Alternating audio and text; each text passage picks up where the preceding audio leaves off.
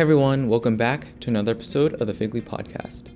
In this episode, our guest for today is Dr. Michelle Johnson, who is the director of the Rehabilitation Robotics Lab at the Perelman School of Medicine.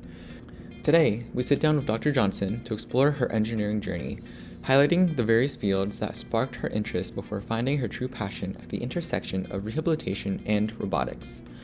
Dr. Johnson shares insightful reflections on the key resources that guided her along the way, emphasizing the vital role that mentors, sponsors, and collaborators play in navigating a successful career in this dynamic field.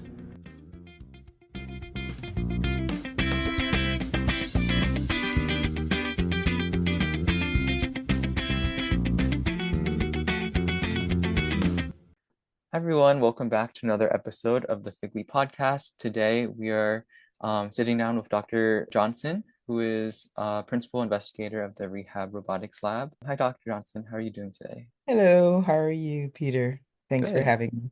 Yeah, of course. So before we get started, we like to do an icebreaker with all of our guests. So the one we have today is if you could have one food for the rest of your life, what would it be and why? That's a good question. I could think of many, many types of food that I would not mind eating, but I would say my favorite meal is oxtails, and I don't know if people are Mm, familiar with that, but it's Jamaican. It's one of the meals that my mom would make often. And my mom is passed now, but that's definitely the my comfort food. It's difficult to make, but I would definitely be eating oxtail for the rest of my life if mm. if that was possible. Oxtail is super good. I remember trying it when we went to Jamaica. I don't, was that Yeah, authentic, the restaurant we went to, their oxtail, or yeah, okay, it was authentic. But okay, people do it a little bit different, but I'm definitely preferring oxtail Jamaican way. okay, nice. Apparently, that was my first time having oxtail, but apparently I'm Vietnamese and Vietnamese people also eat a lot of oxtail, but I guess my family just didn't grow up eating a lot. But yeah. Yeah, definitely. Most people go, "What is that? Beef from the tail of the ox." Hmm. And don't turn up your nose at it. It tastes really good. Hmm. Right. Awesome. So, to get a bit of background on kind of how you got to where you are today, would you be able to talk about your first gen or low income journey and kind of how you grew up? Yes, I would say that my family came to the United States when I was 11 or so. This is Hmm. back in the early 80s. Prior to that, we were living in Jamaica. I would say a middle class background in Jamaica. Hmm. I come from a very large family, so there are eight of my siblings, my Oh, mom, wow. and my dad. But my mom and my dad were essentially separated. And then when we came to the United States, it was just my mom trying to take care of all my siblings.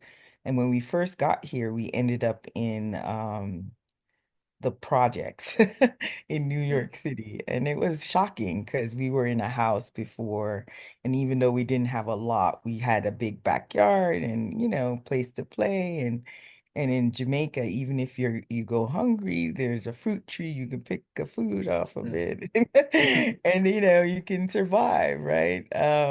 Get to New York City, we're definitely very tight. My grandmother was very instrumental in getting us here, and we stayed, and she gave up her apartment. And if you imagine, maybe this is a typical immigrant experience where it's my mom and then all eight, actually nine, because my mom sponsored one of my half sisters to also come and then later adopted her. But it was 10 people in this small two-bedroom apartment, wow. dealing with the shock of coming to the United States, the shock of kind of making our way, and then also the shock of culture and the differences there. I would say I credit my mom was a registered nurse, Hmm. and she always valued education. So my mom immediately said to us, we're coming to the United States to give you guys a better life. I wouldn't have been able to educate everyone through college in Jamaica. We just didn't have the kind of money. So look at this opportunity as a way to, education is the way out of poverty, is what my mom would say. Mhm. So she's like, education gives you the opportunity to change your status. And that always stuck with me. And so my mom would say, your job is to study and get the best grades you can so that we would have the best opportunity you can to be able to go to a college somewhere in the United States. And Right. she also would say, don't worry about the funding, God will provide. Literally, that was my mom's mantra. And because there were so many of us, my oldest brother, he was 18. So when he came, he did city college, and I went off to junior high school. And junior high school in the Bronx and kind of like making my way. So the reason why I start there is because those early experiences and thoughts from my mom really transformed how I thought about my job as a young person. And I did what my mom said, basically put my head down. I enjoyed studying, kind of a nerd. Still am a nerd, I would say. I studied hard. I went to junior high school, did really well there. Went off to Bronx Science, which was one of the magnet schools in New York City. I did well there. And then didn't quite know what I wanted to do. I was good at almost everything, I would say. Math, science. I enjoyed studying. I enjoyed education. I had a great advisor at at the Bronx High School of Science. And the advisor said, well, you're good at math, you're good at science. Um, have you thought about bioengineering? And that was the first time I Mm. even heard the term. And I was like, bioengineering, what is she? Because I was like, I'm not sure if I wanted to go into medicine or, Right. but she's like, bioengineering, that might be a good option. So that's actually how I ended up applying to bioengineering disciplines for college. And I didn't even know how I was going to pay for it or anything, but my mom was like, don't worry about it, just apply, see where where your abilities take you. And so long story short, I ended up getting into Penn with the bioengineering program. And because of the situation with my family and the fact that there were lots of us and my mom was the only income provider, Right. I was able to get a really good scholarship opportunity and financial aid opportunity to get to Penn. So I ended up choosing to go to Penn. And Penn was a big shocker too. I mean, going off to college. And I would say this from a poverty standpoint, when because we were in a two-bedroom apartment with 10 of us, literally I never had my bed. I never slept in a bed by myself. And Mhm. I always said I chose to go to Penn and go away from college, not because of engineering, but because I had an opportunity to sleep in my bed by myself. And looking back, I laugh, but it was no joke. The fact that I had a room to myself was a luxury. And then encountering people at Penn that were, wealthy, it was a shocker in that sense as well.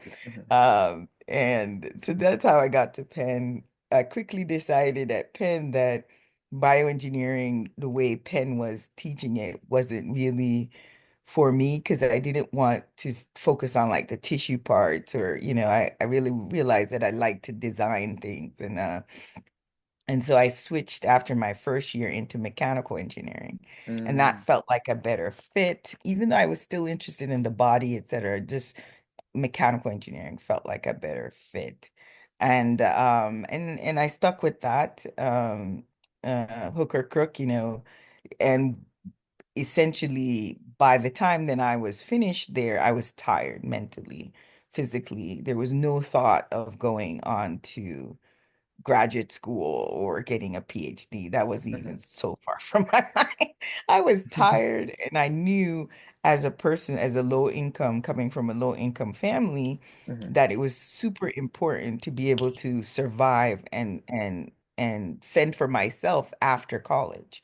So engineering Definitely. was also an option in terms of it's one of the only things that allow you to be a professional person when you leave and to get a good job that you could provide for yourself. So that was top of mind. Going to grad school, I didn't understand that someone else could pay for you to go to grad school at the time. So Mhm. I was like, I don't have the funds. I mean, and also I'm tired mentally. Yeah. So I left Penn once I graduated and I went to work, for Westinghouse. Mhm. And my plan was to stay in the field.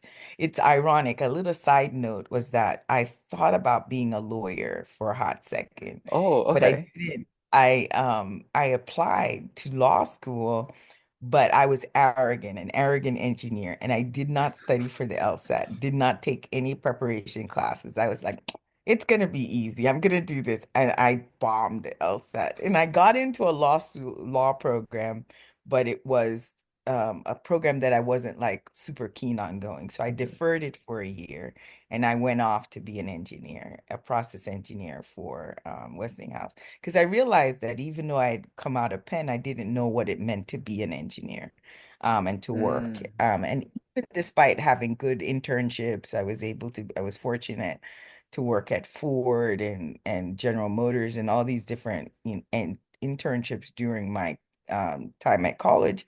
Mhm. I did not know or feel like I knew how to be an engineer. So the time spent at Westinghouse was very instrumental in discovering engineering and what I needed to do. That took me to California. And then right when there was a big downturn in the 91, 92, I don't know if it was almost like similar to like a 2008 when the Right. when the economy just went south. Mhm. That happened in 92, in like 91, somewhere around there. Mhm. And Westinghouse was one of the companies that was majorly affected. I ended up in California working as a process engineer, and they decided to close the plant that I was at. And the Oh, reason why I think that was important is because it was another cross milestone. It was like, what do I do? Do I continue working? Do I come back to the East Coast where my right. family is?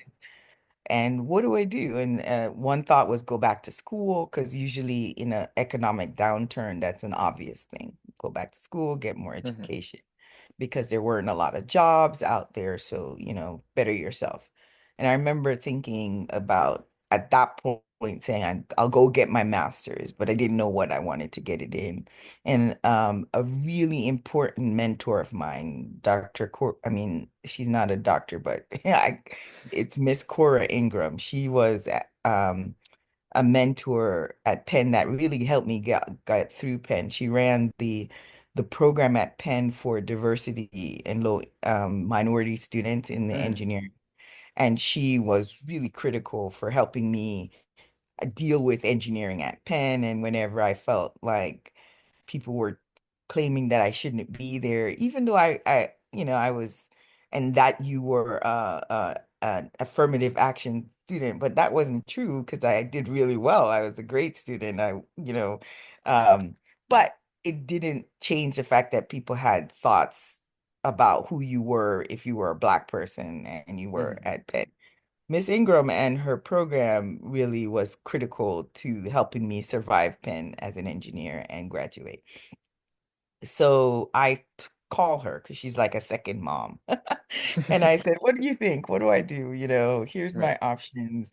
I don't want to go to keep working for Westinghouse because even though Westinghouse decided to close the plant in California, they offered me an opportunity to move to South Carolina and to go on to the plant there.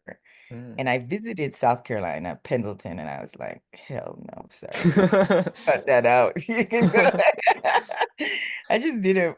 I knew that wasn't a fit. So it wasn't like I was gonna be without a job. It was just that the option wasn't, you know, Right. thing. It Mm-hmm. wasn't my, and I also was mentally bored with the act of being a process engineer. I felt like I learned a lot. I felt like I was just bored, and I wanted to challenge myself. And I discovered that I really loved learning.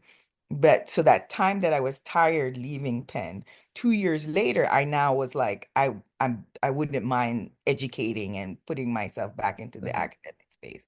So Miss Ingram was like, hey, one of our prior PhD students is now teaching at University of California, Irvine.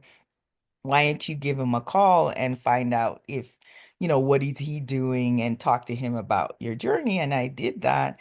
And Dr. Greg Long at the time went to Penn as a PhD student and had finished, and he was doing robotics. And Oh. and so that's kind of how I got into robotics. And he told me a bit about what he was doing and his opportunity. And he said if he applied, so I ended up applying to his program, Columbia, and then one other place. Because the choice was if I don't get in and I get into Columbia, I'll just go back to the East Coast. But I Mm-hmm. got into both places, and I ended up getting to the Irvine in a PhD MS program.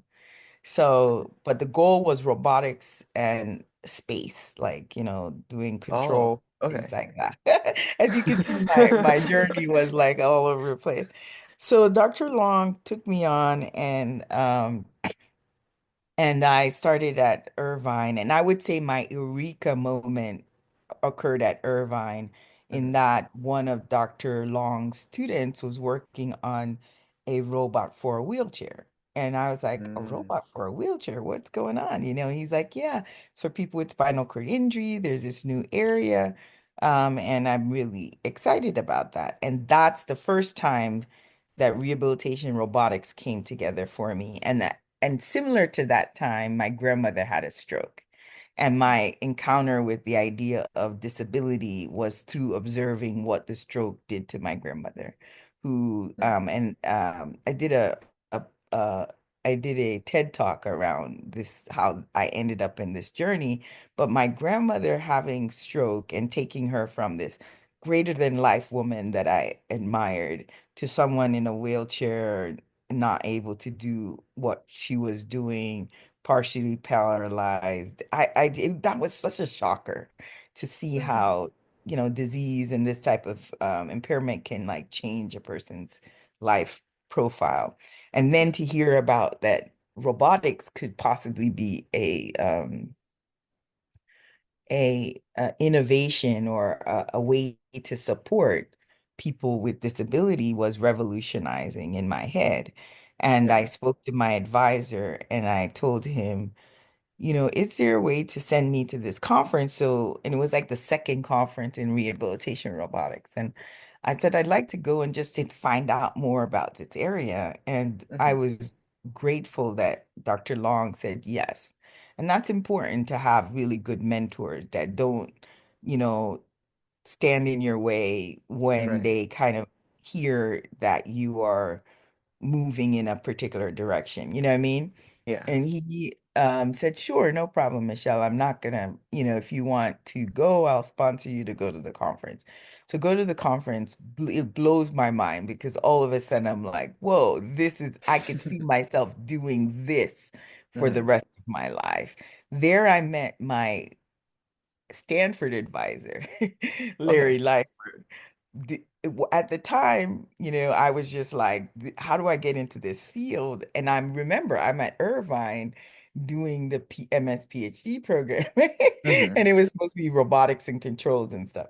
And so I cornered Dr. Leifer at the conference, and I was like, look, I would definitely love to do this. I also got a minority fellowship called GEM, which is for engineers who are underrepresented engineers Mm-hmm. who wanted to possibly do a PhD. And I had just applied for it to maybe supplement my program at Irvine, but it turns out that um, fellowship could also take me to Stanford if I wanted, at least for 1 year or 2 year, because Okay. Stanford was a part of the GEM program cycle.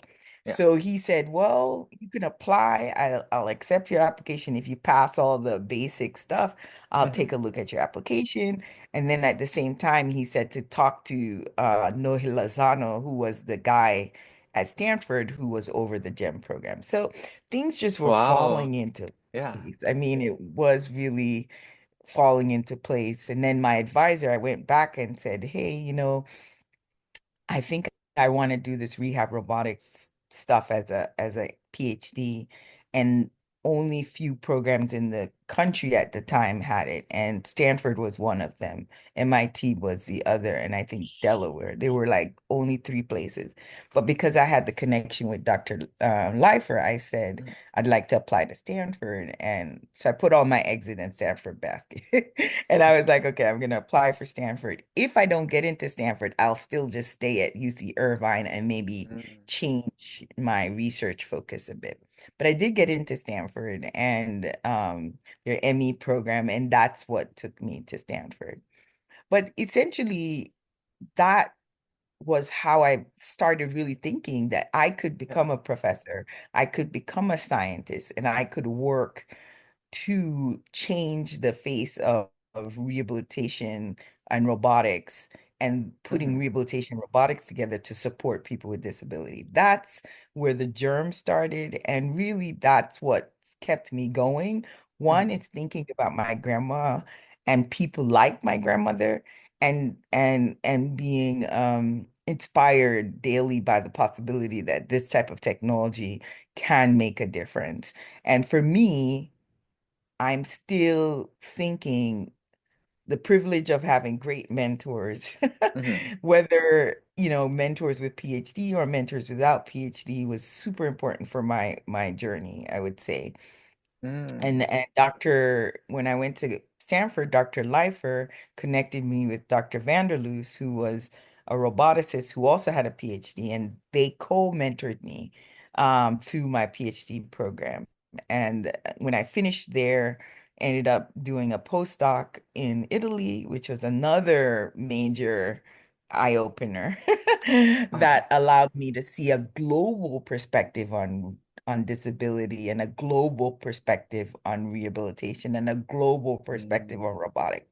And those experiences really honed where I am today and what I'm doing today. I know That's that was a incredible. long story, but Yeah. but my journey, I would say, these were critical things in what I reported. I think if I had to sum up what made my Figley journey successful, Hmm. I would say a mother that was really focused on making sure her kids came out of poverty through education, Hmm. to the American system that allowed for someone with a low income to get to college, you know what I mean? And to be able to make their way through it through financial aid. And if they were smart kids, they could then take advantage of those things. Hmm. And mentors, people who cared, regardless of color, finding good people that were that took an interest in me, that gave me good advice, that helped me along the way and never Yeah. gave up and helped me say, okay, believe in myself Hmm. and go. And then also just, I would also say my worldview, I'm a, Christian. A lot of people say, um, how could you be a Christian and a scientist? For me, that's a no-brainer. I think about my life, I think about my family, and I see God's footprint all through that. And I said, while I'm a scientist and I study, I also see God's footprint through the way the body is, the Hmm. life is. And so some people think of it as an oxymoron. I think of it as something that goes well together. And so all those pieces together have culminated in who I am today and how my journey progressed today. Mm. That's incredible. I think my family was also in a pretty similar boat when they came over to America, where it was 9 kids, in like a single apartment. It wasn't New York. Luckily it was a suburb, so it was a little better, but I remember my family would tell a lot of stories about that as well. And then similar reason why I even like found out about the rehab robotics lab or rehab robotics in general is because my grandmother also had a stroke. And then at that point, it was around like sophomore Mm, year of college, and I was also in the phase of like exploring whether or not like engineering would be like a route that I would be interested in taking. So that was also like a similar pathway into rehab robotics for me. But I think throughout your entire journey, like one of the main things that you mentioned was finding good mentors. And even though it seemed like you traveled like all over the country and the world essentially, pursuing like different things. And even though you didn't know specifically like what you wanted to do, having that like group of mentors who are there to support you, you could like jump into whatever field you were interested in. Um, yeah, I would since say there, that's true. That's yeah. true. And people to suggest pathways, Hmm. and go, hey, we know, or they're using their networks. One of the things that I've learned now as a professor is sponsorship is important. Hmm. Sponsorship is different from mentoring. Sponsorship is when someone sees you and say, how can I help you? Not just Mm, how can I mentor you in becoming, the next phase of you, but like promoting you and putting right. your name in front of someone else's, and say, hey, this person should be considered for this. That's Mm, sponsorship. And so sponsorship is not just, I think is also as important. And I would say someone calling ahead and saying, Michelle is a great person, hmm. consider her is like a sponsorship. I And so see. I had both mentors and people willing to sponsor me. How did you what were some strategies essentially that helped you like cultivate this great group of people who are ready to mentor you and sponsor you? Wow, I don't think I had a strategy.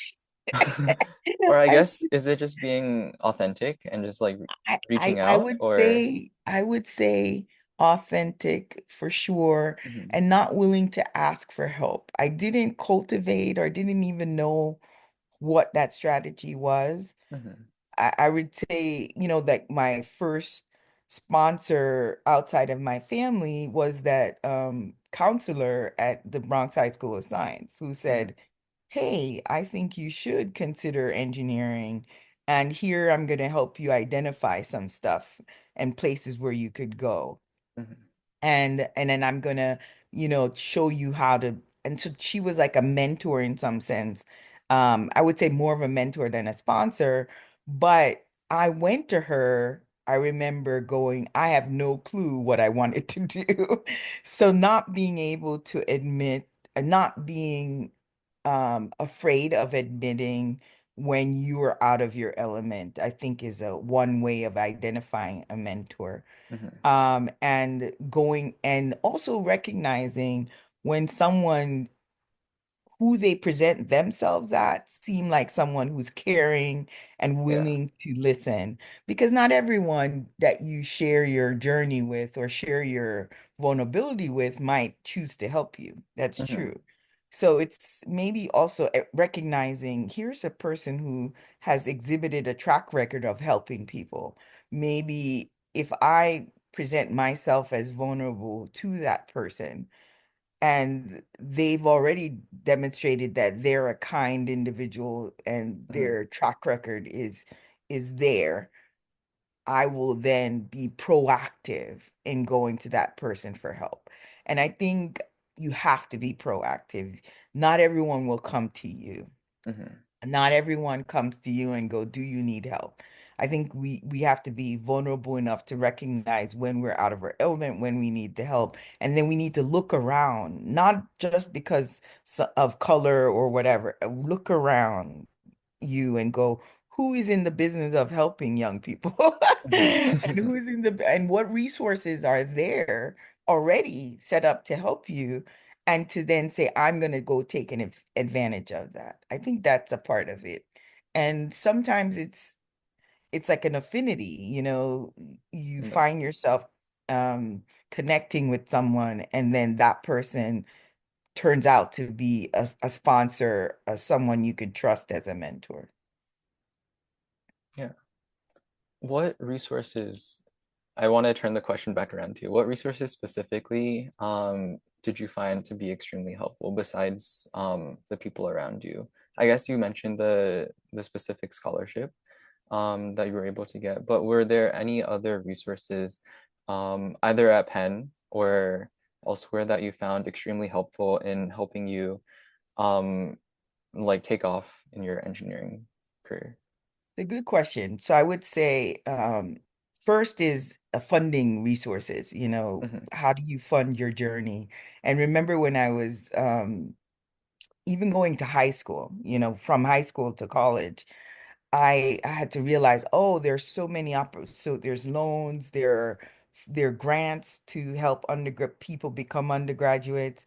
Hmm. And I was opened up to the world of scholarships and things that are out there, and did my research on applying to these different programs and scholarships that might help me get to college. Hmm. I remember there was like a program called LEAD. There was a program called A Better Chance. That was more from junior high school to high school. But just being aware that there are these scholarships and programs Yeah. for low income and minority students that I could go and apply to. But I also had to remember, like my mom said, do your best, study, study hard. And so then you become eligible for more and more of these scholarships. So I Mm-hmm. think that was one.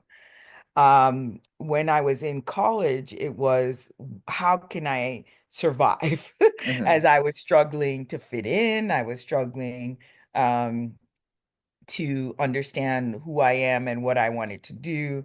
So some of the resources were at Penn, there was the minority program so whenever I was facing some challenges, I would go talk and I would take some counseling from them. They also had a huge network of how to get into internships, how Mm-hmm. to, get tutoring if you needed the tutoring, how do you how do you get additional funding for if you're running out of financial aid? So there was that network. I think at Penn right now, there's the ODI, the Office of Diversity, Equity, and Inclusion. Mm-hmm. That office was so that it's called that now, but back when I was at Penn in the 80s, it was not such, it wasn't called that, but it was something similar. Mm-hmm. Going I would say beyond college, it was recognizing my networks, opportunities that were out there. There's a lot of these groups, that people would direct me to. Hey, you want to travel? Why not talk to the Rotary Club? Someone told me about the Rotary Mm-hmm. Club.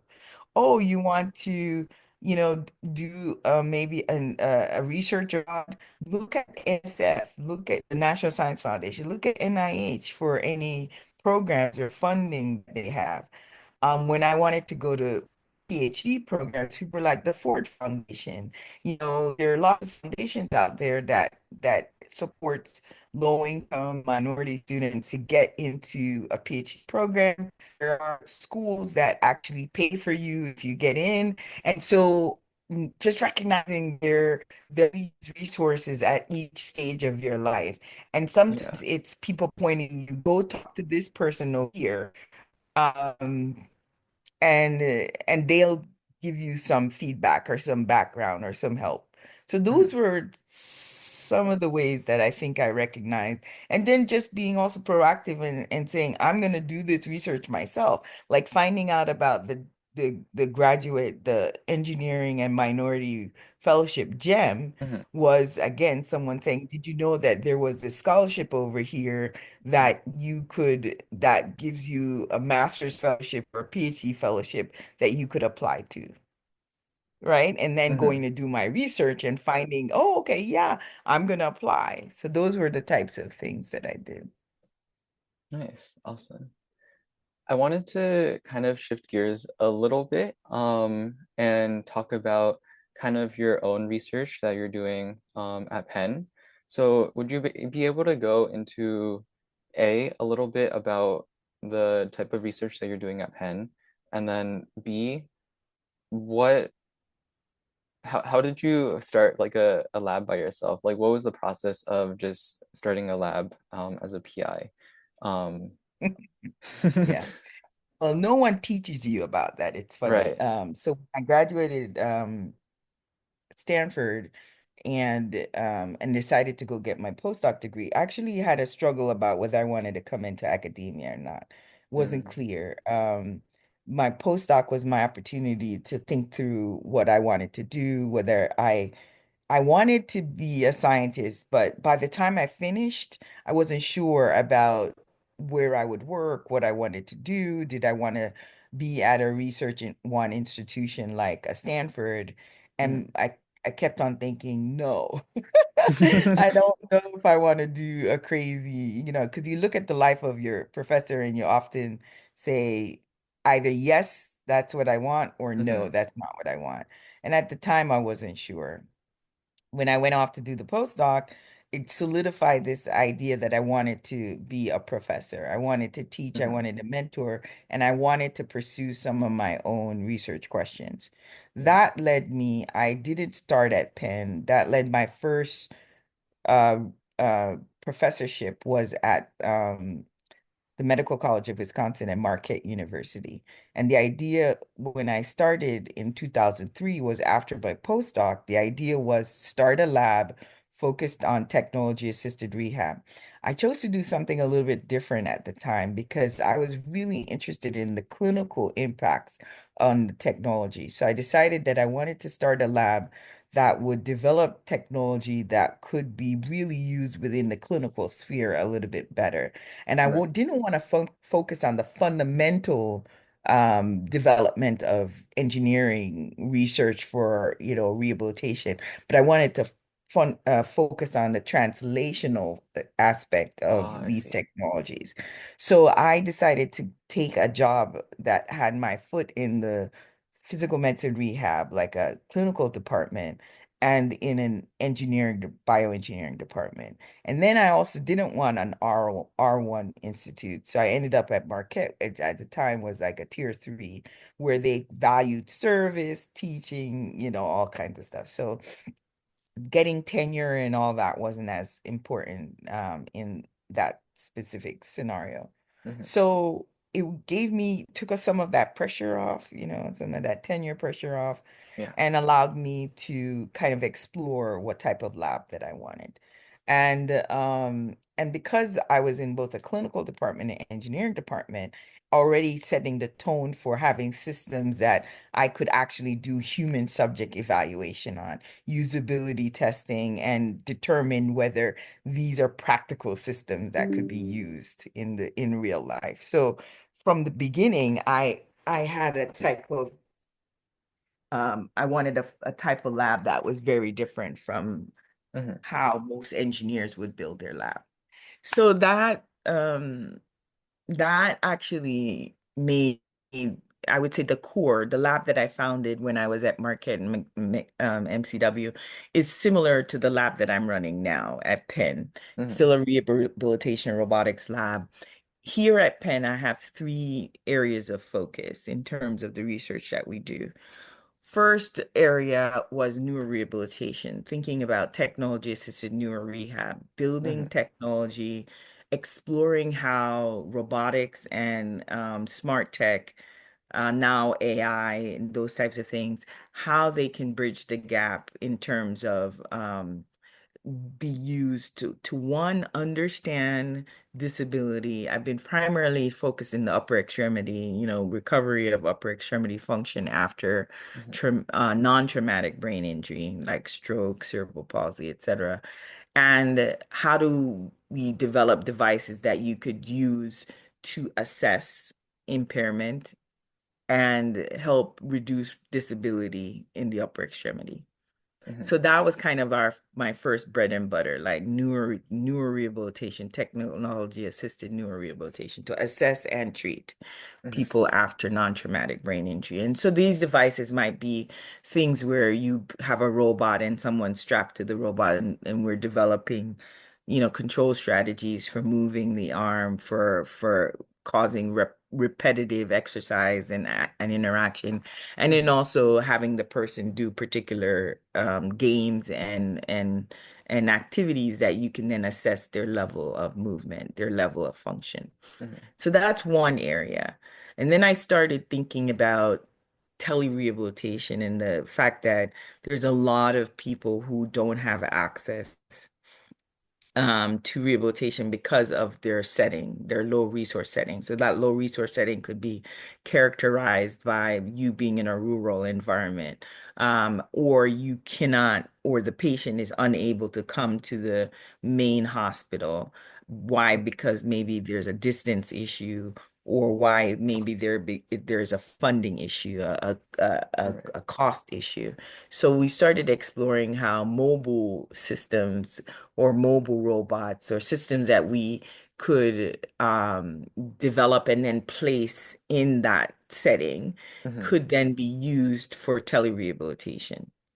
And so this led to Flow, a couple of robots that we've developed in to kind of evaluate and have this augmented telepresence type system. There's a humanoid robot on the traditional tele medicine, like the Zoom type or Hmm.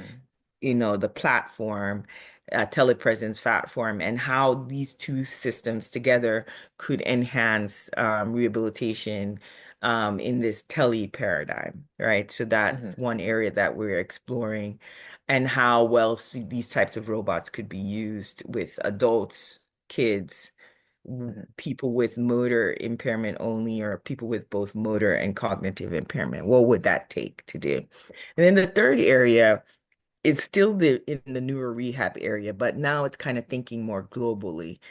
We want to develop affordable systems. So in the lab, we have expensive robots that help us to understand the process of injury, assessment, et cetera. But we also want to have robots that could be deployed in low Hmm. resource settings, like in global low resource settings, but also set in low resource settings in the United States, like in the community, in people's homes, Hmm. as well as globally, like in low and middle income countries. So we've have collaborations in Mexico, in Botswana, and the Hmm. idea there is to develop one degree of freedom or reconfigurable robots that, when used together, can become a complete system, but they don't cost an arm and a leg. As in the United States, we can afford to develop robots that are $120,000 or 200,000 Hmm. because people here can, like hospitals here and things, they can afford to buy it, etc. But when you get to a place like, for example, Botswana, where the average uh GDP per capita is in the 7,000s. And there's some rules of thumb about, like, trying to make sure that when you deploy a system, the cost benefit ratio is within that country's ability. Hmm. We started thinking, well, a system that's 120,000 is not going to really be as effective in Botswana. Right. Yes, it could be there, but it would be not accessible to the average person who's impairment. It may be at a private hospital, but it'll take them forever to recoup their funding. So how do we Hmm. develop lower cost um, systems that are within reach of the average public or private hospital system? So that's kind of our third focus. And that's led to TheraDrive. That's led to us developing Pentarob. And it's also led to a spin-off company, Recupero Robotics, out of the lab, that is exploring community-based implementation of one degree of freedom robots in low resource settings in the United States. So that's kind of our thrust. Hmm. And as we have evolved, we have moved beyond, like my bread and butter was initially stroke. Right. Now we've done work with CP. We've also moved into developing technology assisted systems for infants to really evaluate babies 0 to 6 months. To we've Hmm. moved into developing tech assist toys. We have also moved into people with different types of traumatic injury like HIV, sickle cell disease, using what we've learned to try to understand other issues and trying to assess the impairment in other ways with different populations. I That's don't know if amazing. that was your Yeah. part. Did I answer your part B? I think I did. I don't know. I can ask it again in a little bit, Okay. but I think what um I think like impresses me the most about your research is essentially like all of these different areas. Like you said, it's been constantly evolving, but all of these different areas that you've branched into, because you formerly have a Mechie slash a BE background, but Hmm. you're able to really dive into like the neuroscience of things, looking at stroke, CP, and then like these other diseases as well. Um, I don't know. I think that's super cool to me, like combining all of these different disciplines. I was just curious before we move on, like how do you like do all of it? Does that make sense? It's interesting. When I began with the ME background, I knew nothing about these other issues, and I had Hmm. to basically do a lot of self-learning, a lot of self-study. Like it was at Stanford that I took my first anatomy class, because I Hmm. wasn't a big, into that as well. And then all the literature reviews and the understanding and sitting with clinicians and learning about what is stroke, how does, what is cerebral palsy, what is, these different diseases. I would say the key thing is collaboration. You Hmm. as an engineer will learn some of your parts and you'll learn the perspective of you as an engineer coming at the neuroscience, but being able to sit with people who are you neuroscientists, sit with Right. people who are occupational therapists and physical therapists and learn from them, to be honest, is one of the ways to do it. Is Hmm. you become slightly, an expert in all these areas, but that's not truly my expertise, is not truly neuroscience or it's not truly Hmm. occupational therapy. But it's finding great collaborators. That's something you cannot, if you're going to be successful, you got to find collaborators with the same heart for the types of things that you're interested, who have the expertise in the areas that is, while you may have knowledge, it's not your expertise. You know what I Right. mean? And so together, you're able to then formulate a globally relevant lab or a lab that can touch on robotics and rehab and neuroscience and all these different spaces. Hmm. One of the things I've realized is that is a challenge is the fact that the world is evolving so quickly. There's just Hmm. knowledge being generated, and it's even worse now with AI Hmm. and so it's very difficult to become the expert in everything. So Right. it's almost impossible to do that. So this is why I think to survive running a lab that's well, it's to find good collaborators that you can connect to, work with, and Hmm. together create a synergistic type, environment for your students to be successful.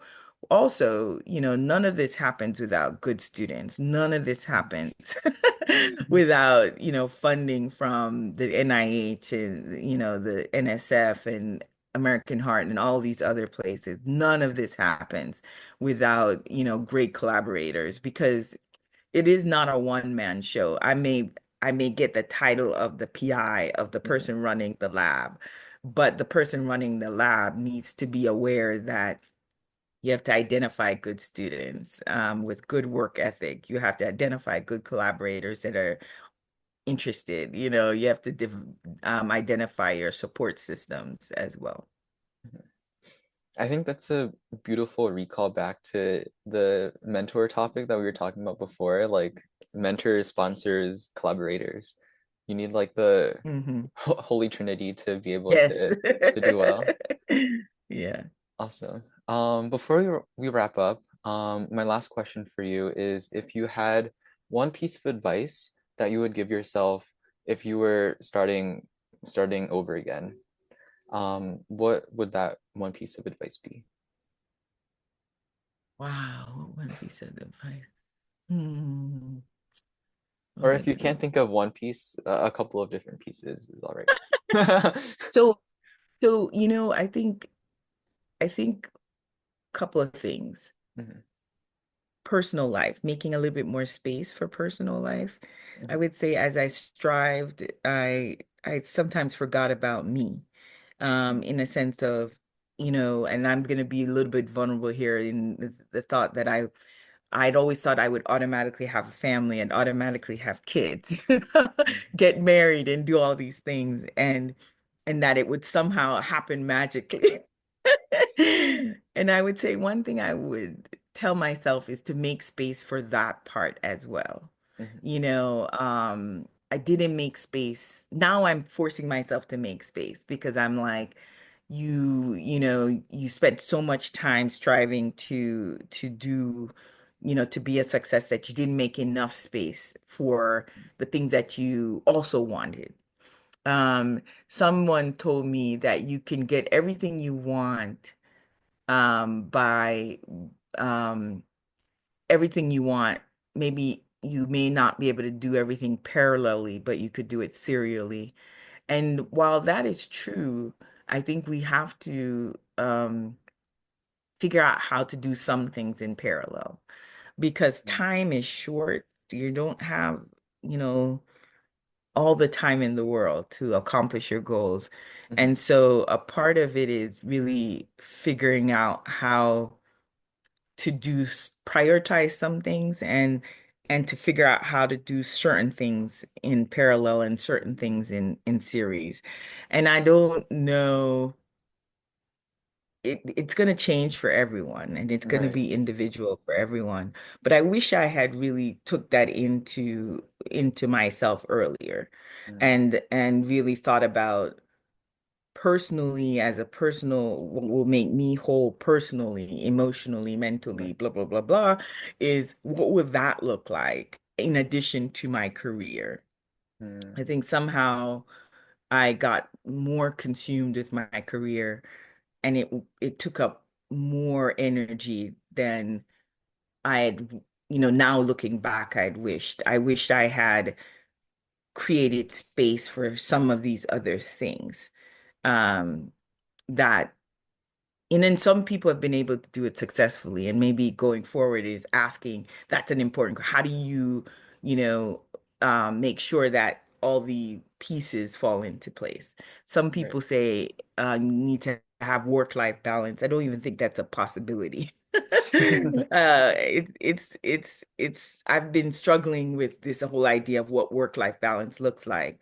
Mhm, And um, and I would say if I go back and I love myself, my younger self is how it's really understand what that looks like, where mhm.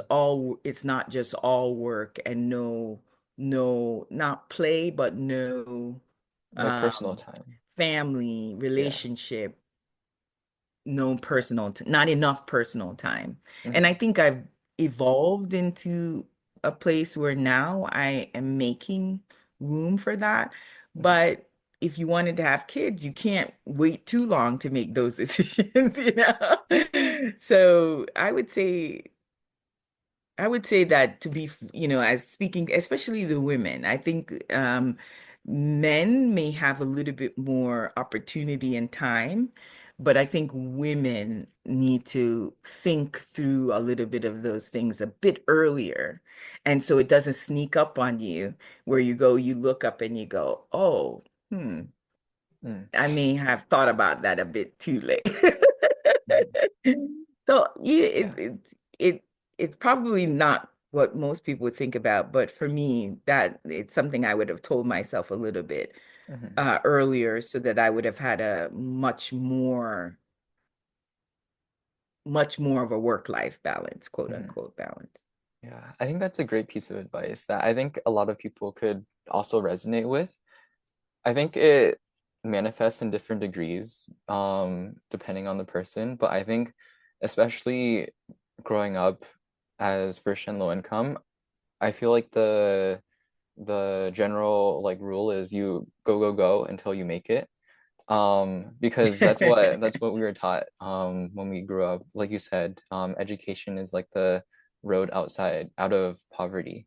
So I think that should definitely resonate, in my opinion, a lot with a lot of first generation low income students as well. To take the time to Hmm. think about like how to balance all these things um before it gets too late, like you said. Yeah, what does success look like? Even Hmm. imagining not just the work success, but what does family success look like? What does relational success look like? What does financial success look like? What Hmm. does health success look like? Right. Because sometimes we sacrifice health, we sacrifice family, we sacrifice community for what we perceive as just work success. And I Hmm. think if we could expand the word success, um, to incorporate now I think of my life in seven pillars, a spiritual pillar. What does spiritual success look like? What does mental success look like? Because the emotional roller coaster that we could go on, what does that look like? What does health, physical health look like? What's success in that space? What does family success? What does relational success? What does Hmm. financial? So now I think of it in these are key areas that we can't just focus on one societal image of what success looks like, which Right. oftentimes society is just about family and work, you know? Hmm. So now I'm wanting to imagine success in all these key areas to make a combined uh an integrated picture of success. And I Hmm. think if I was doing that a bit earlier, I wouldn't have waited too long for certain things. Mm. I think that framework like frames it really, really well. Where I think if you just look at life in general, it's super abstract, where you're like, how do I know when I'm fulfilled or when I'm successful?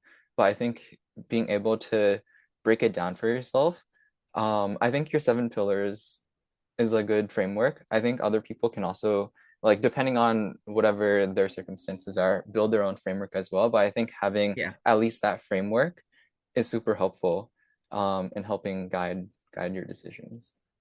Yeah. Yeah, and I would say that it wasn't out of, I think I heard a sermon and a pastor had shared about those seven pillars, and I thought that just clicked with and resonated with me. And ever Hmm. since then I've been thinking about, what are imagining success in those seven pillars Hmm. and then using those to guide what I'm doing today. You know? Yeah. And it's funny, people always say, well, on your deathbed, is anybody going to talk about the work you did? Mm. In many ways, on your deathbed, what are you going to remember? Hmm. And I that resonated in the fact that you're going to more remember the people you touched, the people you helped, Right. whether through work or not, but those are going to be more salient things. And you're going to remember more of those human contacts than anything else. And so we shouldn't forget about, we should definitely strive to make sure that you're changing lives, Hmm. not just accumulating money, or accumulating things. It's not about things, it's about lives. And so, how, as an engineer or as whatever the profession you are, Hmm. how are you changing lives? And that's an important piece for me as a in my lab. It's not just I want to make an impact on the lives of the people with disability, but I also want to make an impact on the lives of the students that come through the lab. I want to make a impact on the lives of, either by giving them an opportunity or recognizing there in them opportunities, and saying, being maybe one of the first people to speak truth into them and saying, Hmm. hey, as a woman of color, you can do X. Have you thought about it? I see Hmm. potential and reflecting that to them. I got a email, a note from student who had passed through the lab, and she was um, graduating with her PhD, and Oh. she sent me a note, and she said, "Dr. Johnson, I really want to thank you because you're the first person who said to me that I could get on this journey, that I could do this. You were the first person who told me, yes, you can do this too." And that I treasure that note because it's like that's a part of the changing lives, you know what I mean? And being the running the lab is not just about getting grant money Mhm. or it's about the tangible people that you touch along the way. Yes. I think that's a beautiful way to end it too.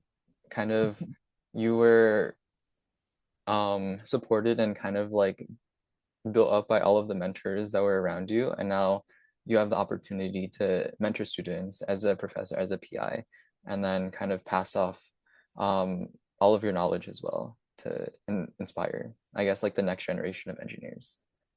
Yes. Yeah. And not just engineers, Yes, doctors, true. neuroscientists. Very true. Yeah, no. It's been a pleasure to have this opportunity to share. And you're right, I've now become the mentor, the sponsor, the collaborator. Mhm. Awesome. And I, and that is a picture of success mhm. in its way as well. Yeah. Thank you again, Dr. Johnson, for taking the time to be on our podcast and to share a bit about your story and research as well. If anyone else wants to check out other episodes of the Figly podcast, you can check us out on Figly Podcast on Instagram or the Figly Podcast on Spotify, Apple Podcasts, and YouTube Podcasts. And also, I will link your TED Talk as well to the episode in case people are interested in learning more about your research. Yeah, thank you again, Dr. Johnson. Thank you, Peter. My pleasure.